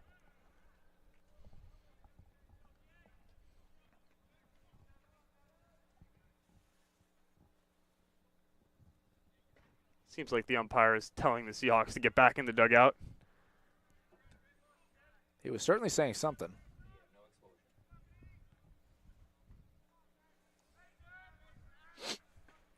Well, that's that. Justice Welch now on the 1-0 count. He's got runners on second and third. RBI opportunity for him. Swung on, hit. Oh, blistered, but foul. Just foul. He's a little early on that pitch. Covered it nonetheless. Yeah, he really squared that one up. It went foul, but just blistered. Probably 95 off the bat. Gives you confidence. He's only got 1 strike on him. He can continue to swing like that for the rest of the at-bat. Cano at second. He can run. Great changeup. Ooh, a nice pitch there from Benini. Just low. Yeah, it's down in the zone. Definitely a ball, but a great pitch. Which is a reason you have to get ahead in counts early and often, because when you have a pitch like that, I mean, that's a vertically breaking changeup. So if he's able to get himself up in counts, he can really use that. Just like he can use his curveball. So Benini looking really good here in his first inning of work. That was a curveball that had Justice Welch swinging over the top of it. Yeah, very similar curveball to Holfacker, the second pitcher of Clark University. Yeah. More of a 12-6 action than the slider we saw from Gitlin. And he goes back to it, and he gets Justice Welch to strike out swinging, so that'll do it here for the top half of the sixth, or the bottom half of the fifth. But it wasn't before damage was done. 5 straight singles to lead off the inning, got us 3 runs. The score is now 13-1, and we're headed to the top half of the sixth, where we're going to get our first chance to see Ryan O'Donnell in today's game. Top 6 when we come back.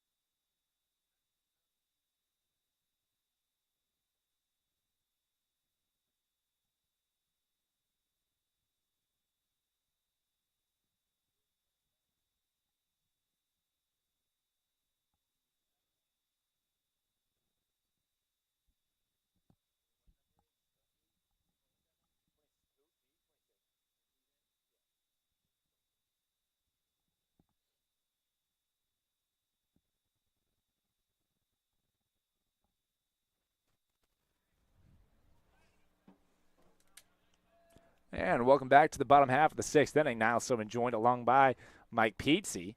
And we are seeing the new pitcher, Ryan O'Donnell, and first pitch was inside, and that hit him. That's certainly not how you want to start your day. Ryan O'Donnell, great pitcher. He's coming into today with a 3.86 ERA and 4.2 thirds innings pitched. So let's see what he's got.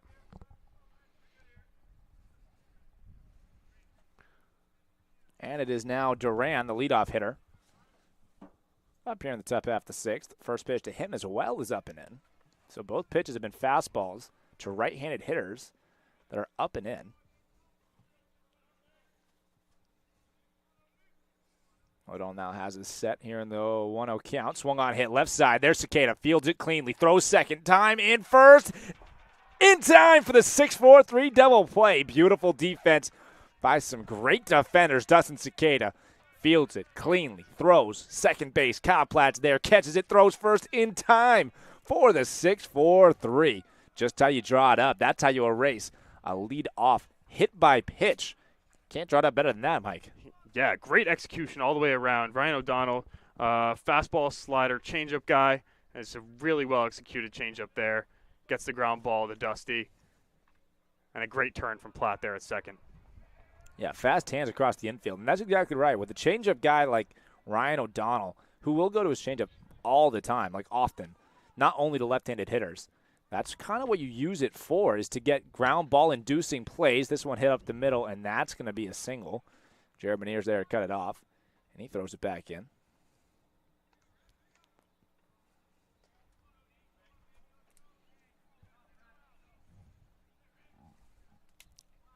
So Sam Farrell, who had been just attacking pitchers all season with that 369 average, gets his first hit of the day. And here's Ryan Caulfield. Struck out swinging, struck out looking. So he's 0 for 2. Yeah, he had a tough day against, as so many of these hitters did, against Graham. Yeah, Graham's stuff was just electric today. He found the zone with all 3 pitches, and he was able to work efficiently and dominantly.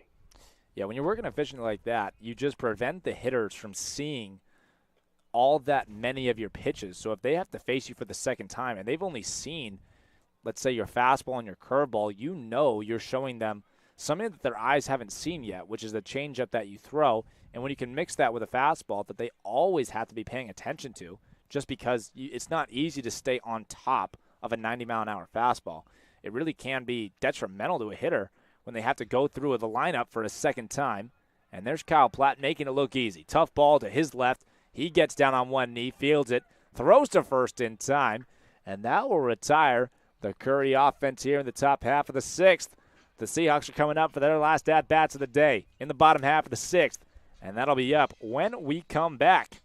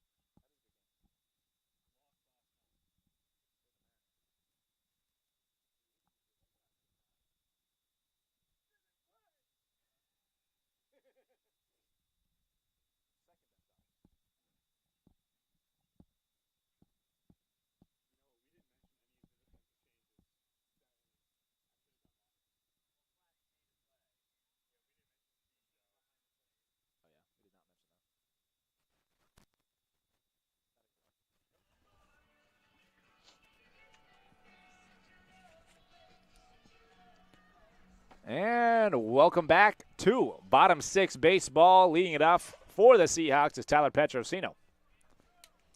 Yeah, new pitcher in the game for Clark. Looks to be a horizontal guy. His name is Corey Gianelli. Carries a 11.25 ERA through 4 innings, so not too much work. Not the biggest sample size. We'll see what these Seahawk hitters can do to him. Tyler Petro saw a fastball off the plate away for his first one. This one's ripped. Oof. Ripped into the opposing team dugout. Lucky that didn't get anybody. That could have hurt. Just like last inning where it was Justice Welsh who hit probably a 95 exit velo ball off the bat. That was probably 95 plus as well, just foul. He's now in the 1-1 count. Make it 2-1. Curveball bounces in there. Holden Ferrari is in the Seahawk bullpen. He's throwing without his sweater on, so he's throwing just in the jersey. So it looks as if he'll be the guy that the Seahawks go to in the top half of the 7th. And after that fastball, the count now moves to 3-1. Mike, do we have any numbers on number 22, his walk percentages? How's his command been so far this year? Yeah, he's got 4 walks through 4 innings, so that's not what you really like to see out of a reliever. But this one's popped up. There's the third baseman. He's there. Oh. And he makes the play. It looks like he tripped over the bag before he got to the ball. So as he was running over to make the play, it was in foul territory. He's running over, and he steps on third base, loses his balance, never regains his balance, and then catches the ball back behind his body. As he's coming back to the field of play, he again hits the bag, and he does fall over there. But he made the play, so a nice play, given all the circumstances. Here's Kyle Platt. He's 1 for 1 on the day with that great base hit to right field. Got the little rally started in the last inning. No. So Kyle Platt checked a swing. They said that he went. And that moves the count to no balls and 1 strike. Not much of a shift going on. There is a big hole up the middle. That left center gap looking really nice for a pull hitter here. Yeah, Platt will attack outside pitches away, as any good hitter would. He's not going to try and do too much with it or pull a pitch that isn't meant to be pulled. But if it's inside, Platt certainly can turn on the ball. He's got 2 strikes on him now. But he sees a fastball up above the zone. Platt was very involved last half inning. He was a part of the 6-4-3 double play, and then he ended the inning with a 4-3 putout on the nice play. But he will go down swinging here in this at-bat. So he is now 1 for 2. He goes down swinging. Yeah, it looks like he just swung through the fastball there. But nonetheless, here's Matt D'Amato. He's got 2 walks in today's game. He's 1 for 2. And Matt D'Amato would pinch hit for by the freshman, the athletic freshman. It's Declan O'Hara coming up to the plate here for the Seahawks.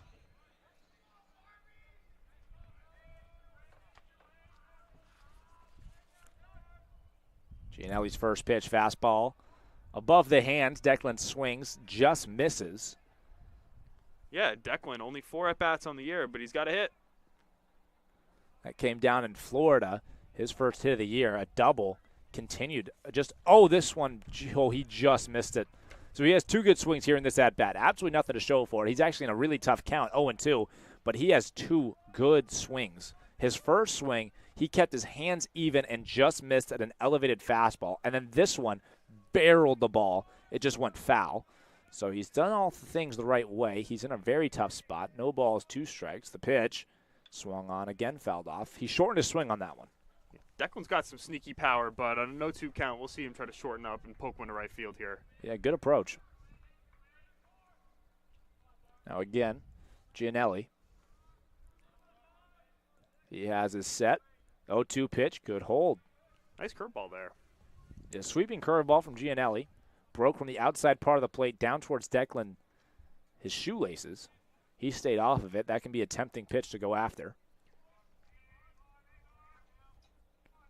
And the 1-2 pitch swung on and again fouled off. Good fight here.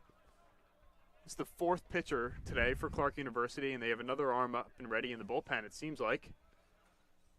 We'll get that number and name to you as soon as we can identify it. Good hold again from Declan. So he stays off of a pitch that was just above the numbers.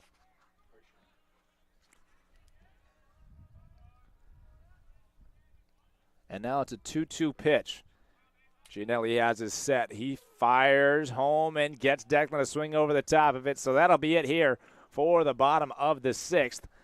No hits, nobody left on, and we're heading to the final frames of today's game. New pitcher will be Holden Ferrari, top of the 7th, and the eventual hopeful close of the first of today's doubleheader is on the way.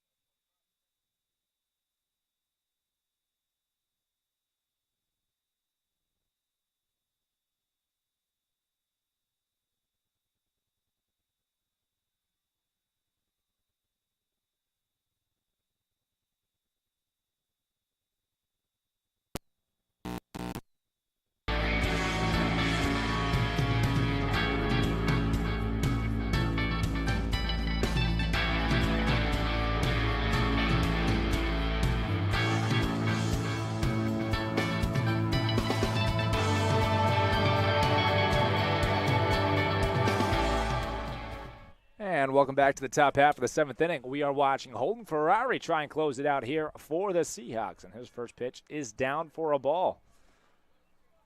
Holden Ferrari has been good so far this year in limited opportunities, but he's been very good when he has. Yeah, only 2 2/3 innings pitched, but he's given up 2 runs. Holden's got electric stuff, though. Comes from a 3/4 arm slot, fastball slider. Yeah, when he's using his stuff and he's able to command both of his pitches, it's really hard for the hitters to stay on his inside breaking fastball, his flat fastball, and his slider that he can break off of both. And there it is. There's the flat 4-seam fastball. He'll use that away from hitters and generally tunnel that with a slider. So he'll work off of this pitch, potentially with a slider. Obviously, anytime you have a 2-seam and a slider, you have pitches that can go both ways. You could really mix it up. He does go with the slider. It's hit right side. There's Petrosino. He's running. He gives chase. Great play. Yeah, what an athlete out there in right field. He makes it look easy. Full sprint in from right field all the way to shallow right center. He didn't miss a beat. Reaches up, backhand catch, and now we have 1 out. We are 2 outs away from a Game 1 win of today's doubleheader. Both games today are, of course, the 7-inning games. Yeah, LeCastro walked back in the 5th. One of the few base runners they have had today. First pitch from Ferrari, just low.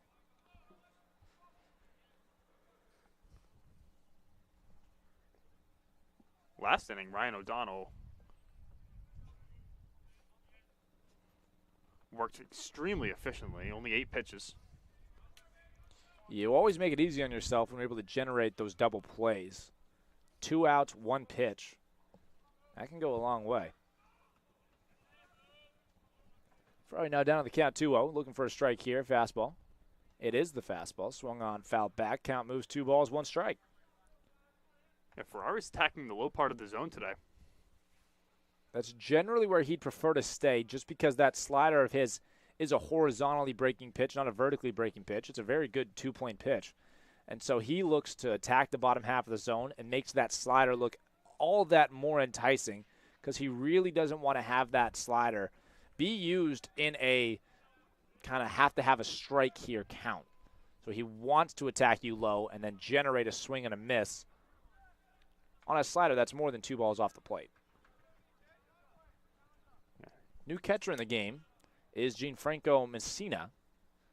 This is his second inning of work behind the plate.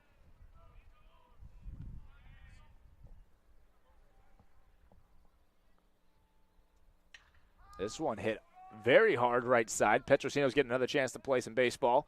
He is under it. He makes the catch. That ball was hit very hard, but the launch angle was just a little bit too high, so that's a pop out, fly out to right field. And, of course, after the pinch hit for Matt D'Amato, left fielder taking over for the game is the freshman Declan O'Hara.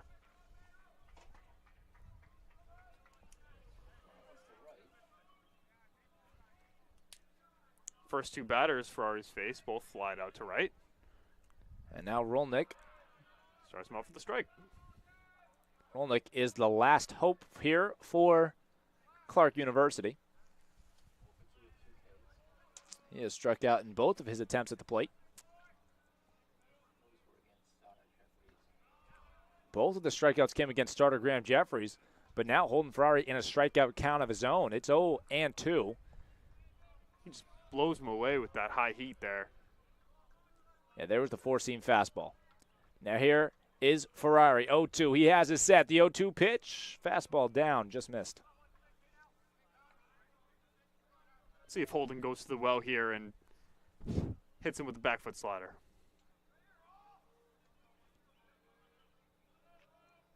1-2 pitch. Here's Ferrari. It is rocketed. Rocketed at the home team dugout, but it hit the siding. Luckily enough, that was a screaming line drive into the dugout. And the count stays 1-2. So now Ferrari with that fastball the other way might go with that slider here. Could go with the fastball up in the zone. Here it is, 1-2 pitch. Fastball missed. Just missed with that fastball up. Steady diet of fastballs here to Rolnick. The Seahawk dugout starting to get a little bit excited. They can feel it. This would be it. The 2-2 pitch. It is swung on, popped up. There goes McCarthy. He gives a bit of chase, but it will be foul.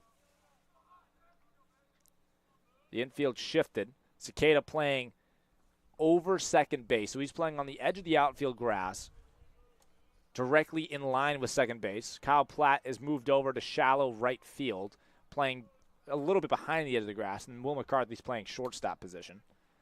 2-2 pitch again from Ferrari inside. So now the count moves full. Little bit of work. Started 0-2, now it's 3-2. We'll see who wins the battle.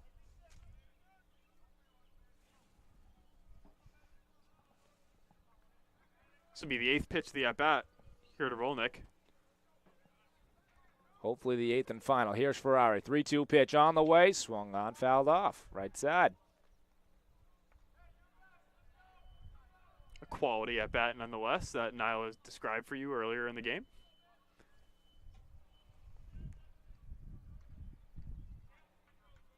He'll take the quality at-bat. He'd rather have the hit. Here we go. Home Ferrari. 3-2, swung on, and he gets the base hit into center field. Beniers is there. He cuts it off.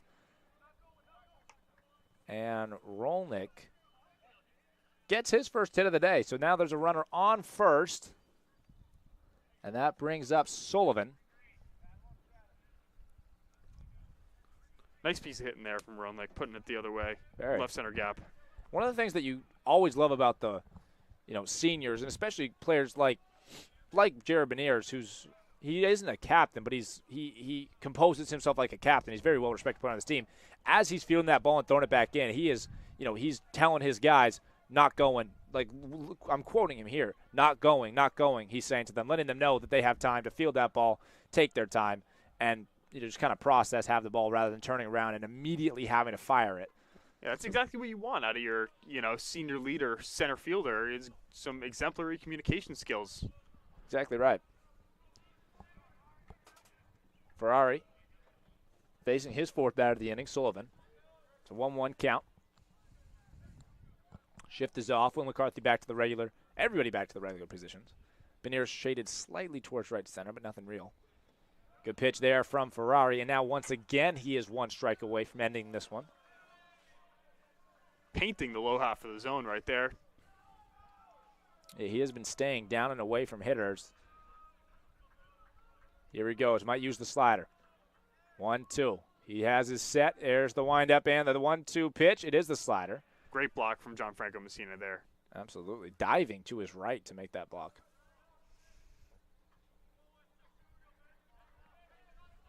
Runner on first won't be going anywhere in a 12-run differential game. No, you're not. Yeah, no point for that. They need a lot. 2 outs, 2 strikes. Here's Ferrari. He has his set. Stretch, throws, and it's chopped. There's Messina. He has it. It's a fair ball. He throws the first in time, and that will do it for Game 1 of today's doubleheader against Clark University. The Hawks win big time. Seahawks on top, 13-1. We get a nice wave from Kyle Platt. He sends us off, and that'll send us off. We're headed to Game 2 after an eventful few innings here in Game 1. The Seahawks take Game 1 big time. Game 2 will be taking place at just after 4 o'clock. So about 30 check minutes. on that. Yeah, just after 4 o'clock. So we'll see you very shortly. Get a lunch break. We'll see you soon.